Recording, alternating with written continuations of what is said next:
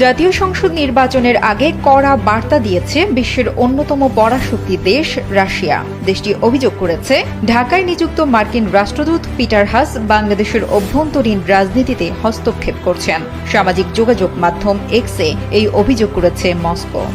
বাংলাদেশ ইস্যুতে যুক্তরাষ্ট্র তার উদ্দেশ্য সাধনের জন্য অব্যাহতভাবে সব রকম উপায় অবলম্বন করবে এবং সব পর্যায়ে বাংলাদেশ সরকারের সঙ্গে তাদের উদ্বেগ তুলে ধরবে। এবং বিএনপি যা রাজনৈতিক দল সে ইলেকশনে না এলো, তারা তার কমান্ড শুনছে না। বিএনপি তারা কিন্তু ভাগ হয়ে কেউ তৃণমূল বিএনপি নামে, কেউ আরেকটা জানি কি বিএনএম নামে মানে তারা চলে আসছে।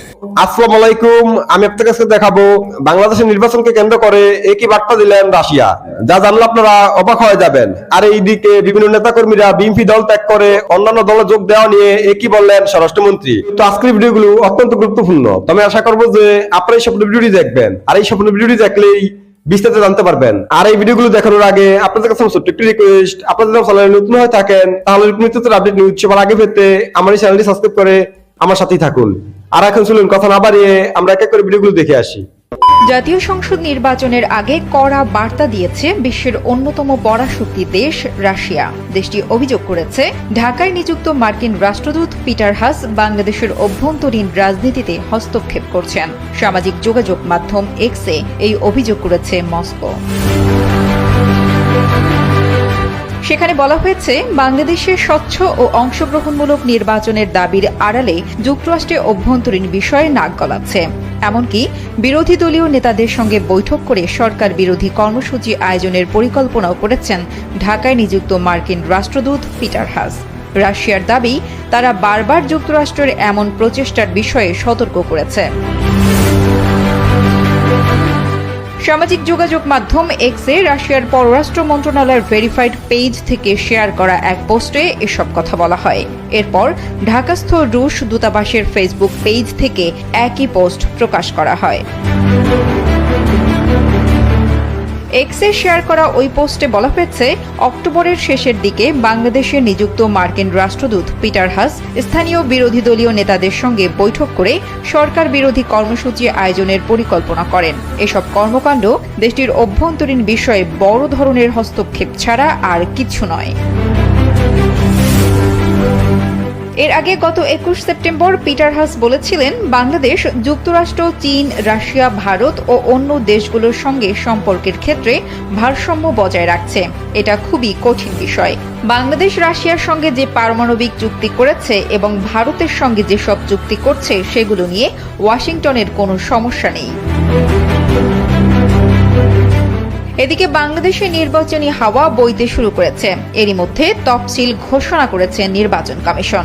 ঘোষিত তফসিল অনুযায়ী নির্বাচনে মনোনয়নপত্র জমা দেওয়ার শেষ তারিখ 30 নভেম্বর, বাছাই 1 থেকে 4 ডিসেম্বর, রিটার্নিং কর্মকর্তার সিদ্ধান্তের বিরুদ্ধে আপিল ও শুনানি 6 থেকে 15 ডিসেম্বর এবং 17 ডিসেম্বরের মধ্যে মনোনয়নপত্র প্রত্যাহার করা যাবে। প্রতীক বরাদ্দ দেওয়া হবে 18 ডিসেম্বর। দ্বাদশ জাতীয় সংসদ নির্বাচনের জন্য 300 আসন ভিত্তিক ভোটার তালিকা চূড়ান্ত করেছে নির্বাচন কমিশন। তালিকা অনুযায়ী মোট ভোটার সংখ্যা 11,96,91,633 জন। এর মধ্যে পুরুষ ভোটার 6,07,71,579 জন, নারী ভোটার 5,89,19,202 জন এবং তৃতীয় লিঙ্গের ভোটার 852 জন।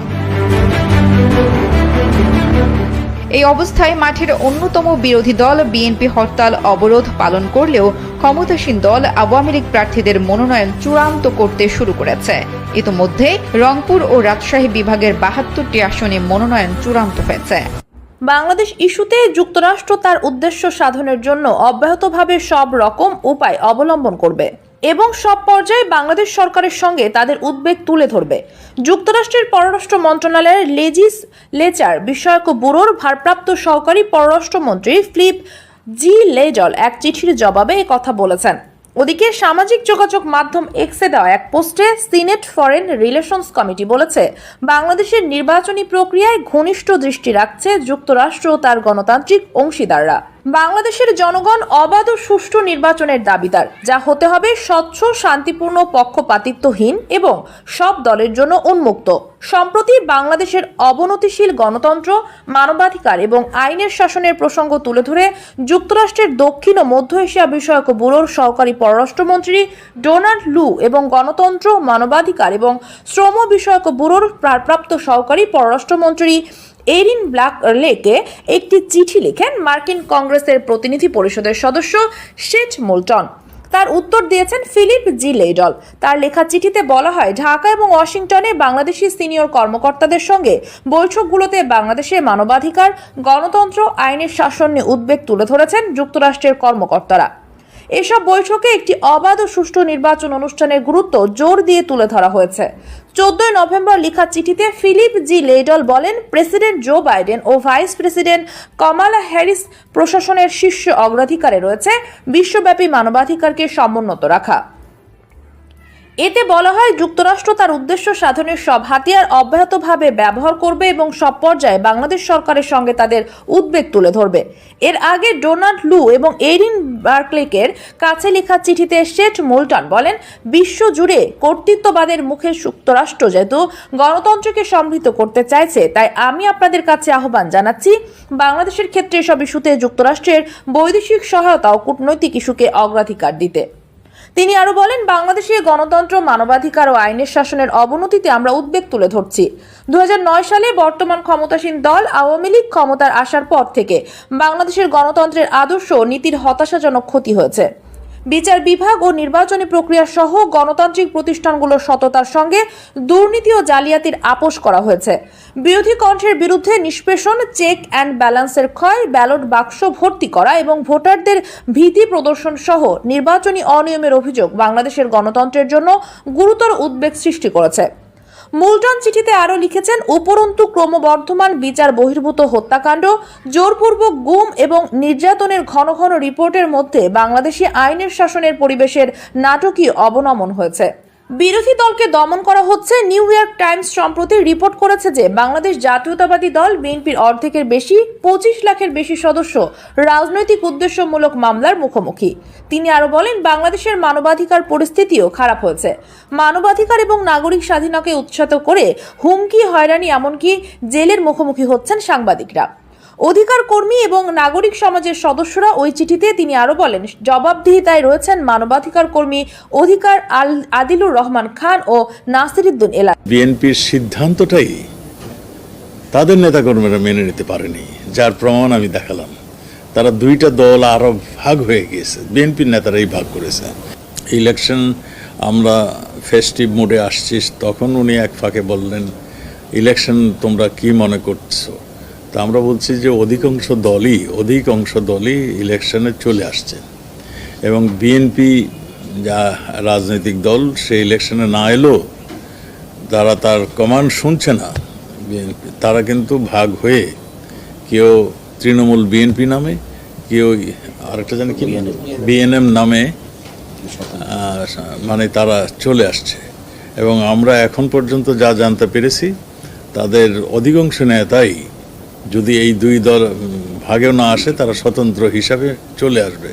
তারা এবং আমরা দেখছি তারা যে বিএনপির যে সেন্ট্রাল কর্মকাণ্ড যারা দিচ্ছেন সেইটুকু তারা মানতে পারছে না। তারা সবাই নির্বাচনমুখী হয়ে গিয়েছে, আমাদের সঙ্গেও যোগাযোগ করছে। আমরা সবসময় বলছি যে আমরা একটা লেভেল প্লেইং এরিয়া ফিল্ড আমরা তৈরি করে দেব, যেখানে আপনারা সবাই এসে নির্বাচন করতে পারবেন।